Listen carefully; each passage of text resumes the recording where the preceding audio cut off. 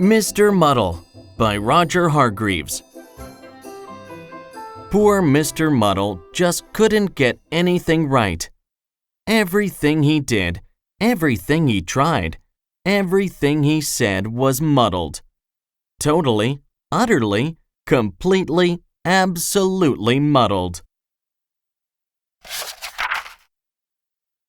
Imagine, for instance, something as simple as hammering a nail into a wall. Now, what could get muddled with hammering a nail into a wall? Mr. Muddle could get it muddled, and frequently did. Imagine, for instance, something as simple as putting on your coat. Now, what could get muddled with putting on your coat? Well, see for yourself. Only Mr. Muddle would put on his coat like that.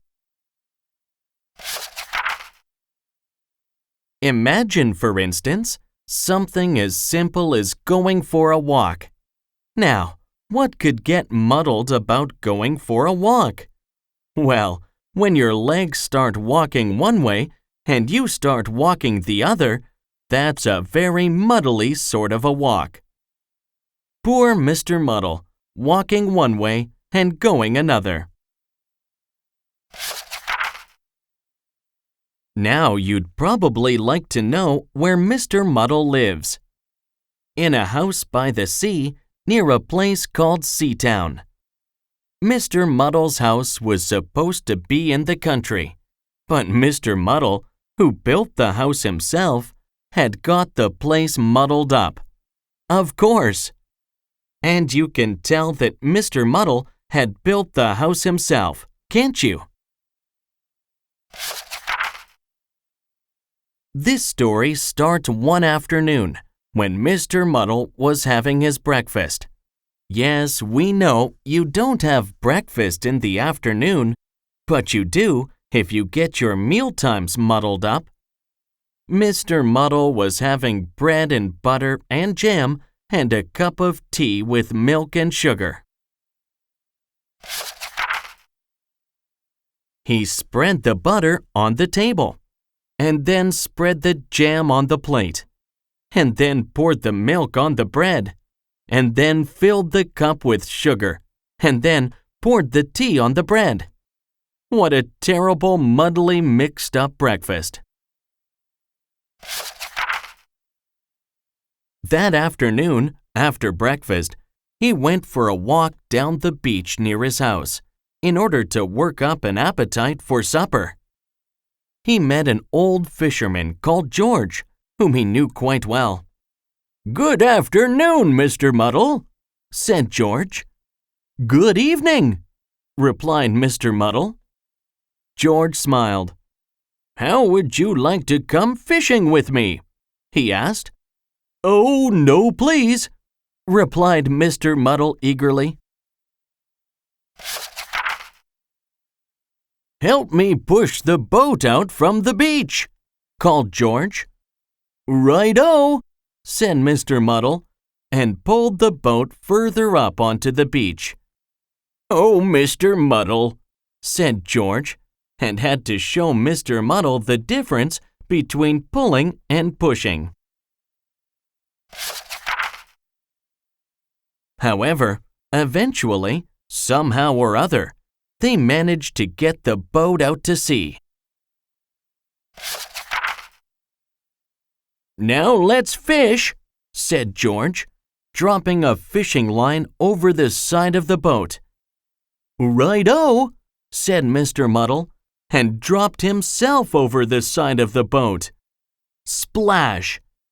"Oh, Mr. Muddle," said George again.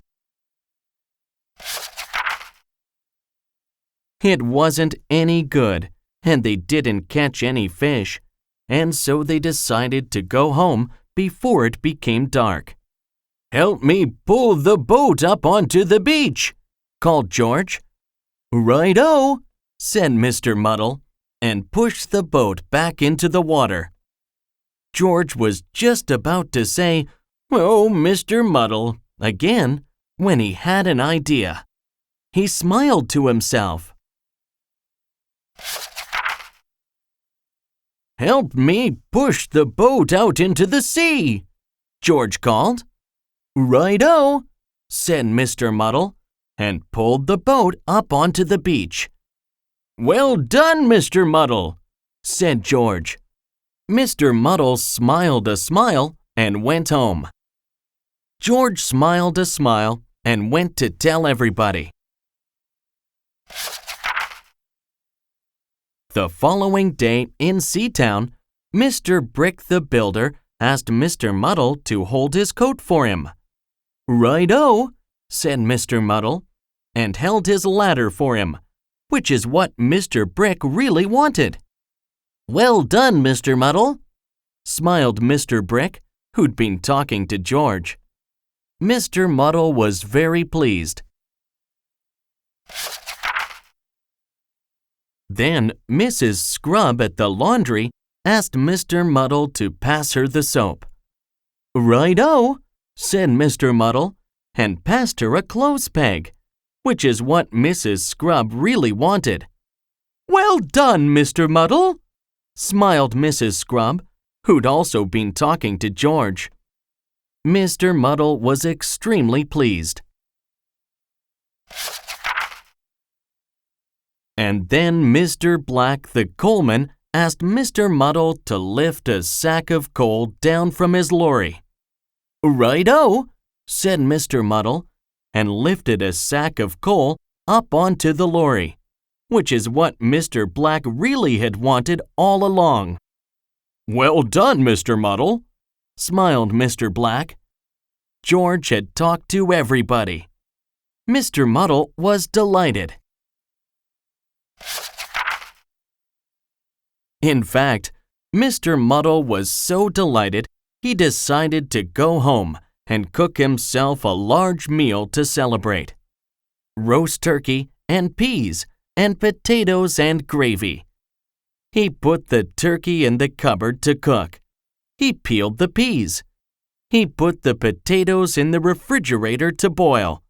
And then, do you know what he did? He tried to slice the gravy. Oh, Mr. Muddle.